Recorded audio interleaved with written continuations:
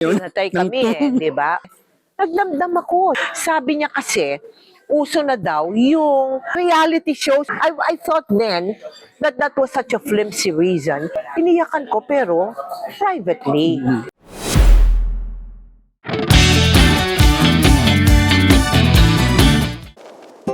Ma'am, kinakabahan ka pa ba ngayon pag humarap sa mga camera? Yes. Of course. Ha? Yes, it's what brings up your adrenaline. Without adrenaline, walang kwenta pag ano mo ang performance mo. Kasi You pag- need the adrenaline. Pag napapanood ka namin sa 24 oras, halimbawa, or sa magpakailanman, parang relax ka lang. Oh, thank you. Kinakabahan pa po kayo? Oo. Ano tawag nito? A measure. Konti.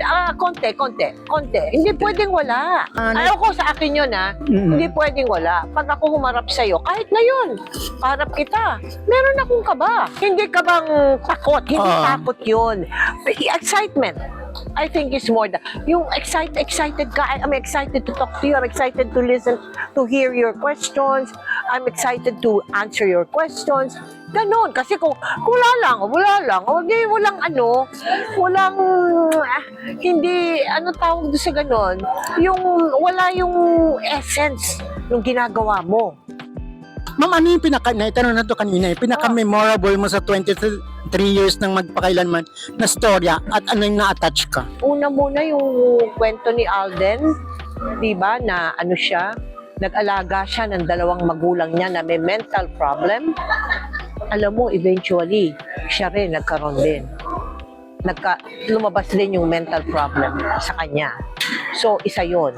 Si Abdul Rahman, isa yon, yung batang yon. Kasi pag kinuwento ko lang sa'yo, parang wala lang, gano'n, no?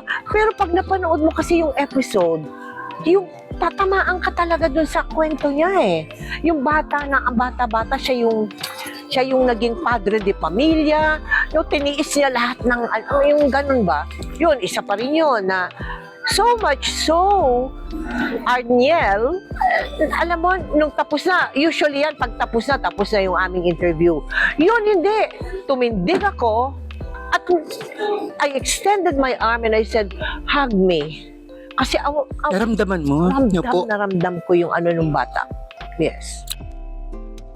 Ano ang masasabi mo sa suporta ng Jamie sa'yo? Kasi kanina parang nagdamdam ka nun nung pinatay kayo. Pinatay kami di ba? Tapos biniglang binuhay. Parang may damdam ka dun kay dating executive. Ay, hindi.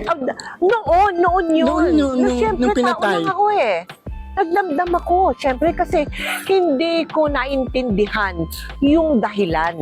You know? Kasi kung naintindihan ko yung dahilan, hindi ko dadamdamin yun. Kasi alam ko naman gano'n ang hanap mo ang trabahong ito Hindi ka naman pwedeng mahabang buhay nandito. Alam ko yun, accepted ko yun. Dadating ang panahon, I have to go. You know, and somebody will take over. Ganun talaga. Pero at the time, hindi ko naintindihan bakit. Sabi niya kasi, uso na daw yung game shows. Reality shows. Reality shows, correct.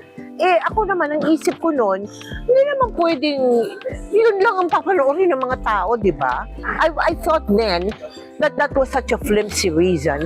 Kasi nagre-rate pa noon. Tapos pinalitan nila, kalimutan ko na kung Nasaktan ka, ma'am? Nasaktan ako doon.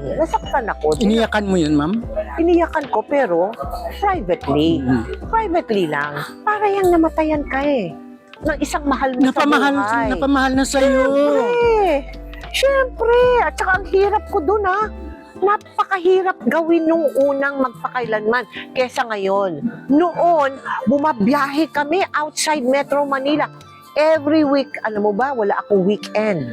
Kasi pumupunta kami kung saan-saan probinsya. Because of your dedication sa show. Yes, at hinahabol namin na, alam nyo ba kung bakit, hindi ko na ipaliwanag sa kanila. Bakit magpakailanman? Saan galing yung magpakailanman? Paliwanag mo, ma'am. Kasi yan ang gusto ko sa iyo Kasi yung una, tandaan nyo parating out of town kami nagsushoot. Ang hinahabol namin doon, magpakailanman. Kung aalalahanin mo, kami, ang set namin was always with a body of water. May ilog parati. May dagat parati. Yun ang magpakailanman.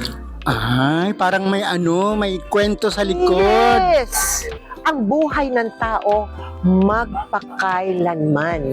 Kaya ang mga kwento tungkol sa tao ay magpakailanman. Now, what in the earth, on earth represents magpakailanman? Never ending, di ba?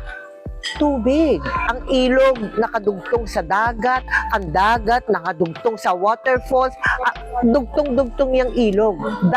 That's why it's magpakailanman. Tapos nung binuhay ni FLJ, ma'am, ano FLG. FLJ ang naramdaman niyo? Naku, hindi ako makapaniwala nung una. Nagmamaktol ka pa ba nun? Ay, hindi.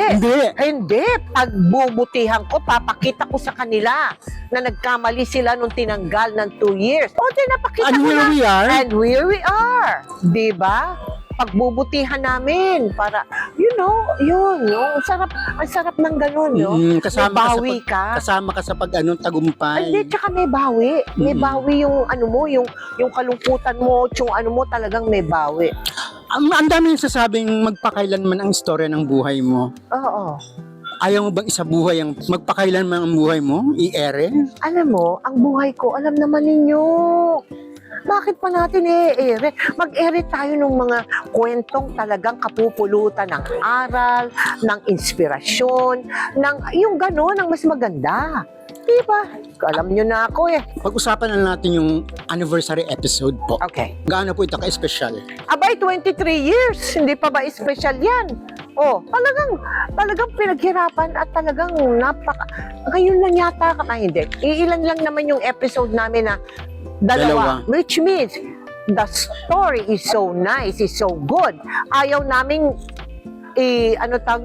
ayaw naming i-condense. Ayaw naming paikliin. Kasi usually gano'n naman ang storya eh. Yung buhay ng tao, 1 oras at kalahati mo lang, gano'n. Pero ngayon hindi. 2 episode sa iisang storya dahil ang ganda ng pag-ikot ng buhay niya. Ibang klase yung pag-ikot ng buhay niya. Sa inyo lahat dyan, ako, espesyal ang paanyaya ko. Don't forget, November 29, Sabado po yan, 8:15 ng gabi, magpakailanman special. Hindi lang special. Very, very special episode to celebrate our 23 years of magpakailanman. At sabay nang magpapasalamat po ako sa inyong lahat na sumubaybay sa amin at patuloy na nagbibigay ng kaligayahan sa magpakailanman.